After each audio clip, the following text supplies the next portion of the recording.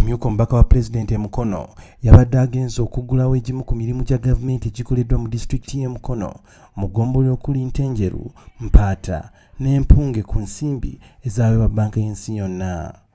Mu mirimu gino mwalimu okuzimba ebifo abakyala bwe bagenda okuzaalira oba maternity wamu n'ekigango abalwadde bwe balindirira okufuna eddagala nga byonna awamu byali byakumalawo obukadde 5. Amyuka RDC Richard Bwambye yabadde alina okubeera omugenyi omukulu mu kutongoza ebikoleddwa.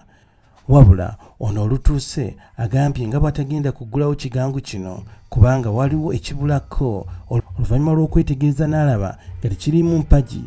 Ono wabula agenze mu maaso n'aggulawo ekizimbe kya maternity wabula n'ategeeza abantu nti kino kiraga nga gavumenti erina ebyamaanyi byekoze.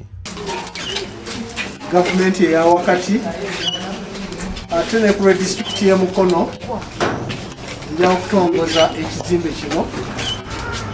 Asaba kiganyule bannamukono naddala okusingira ddala abantu b'Entenjeru oba twagala bikole ki bitegeere. We are not in years that I think you can see ekyetaagisa ekiteekebwawo.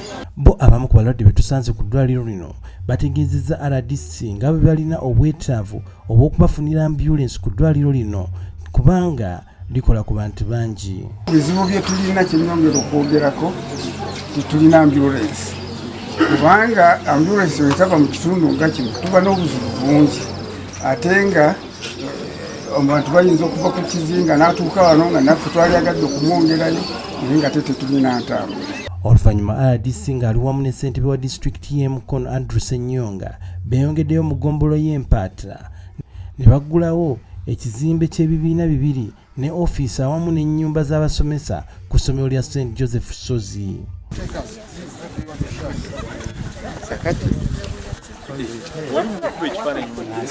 Okutongoza ekizimbe kino era tukikwasa abazadde abaana baffe ab'essozi basomeremu.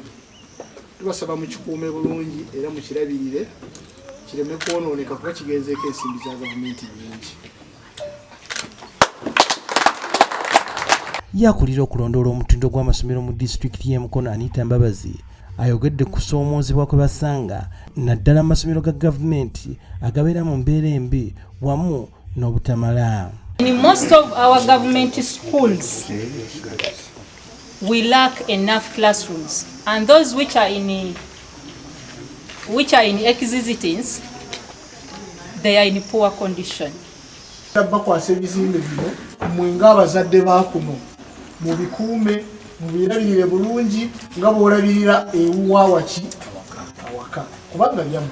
Eggulire lino lisakiddwa David Kalogo Yittenywa mu disitulikiti y'e Mukono.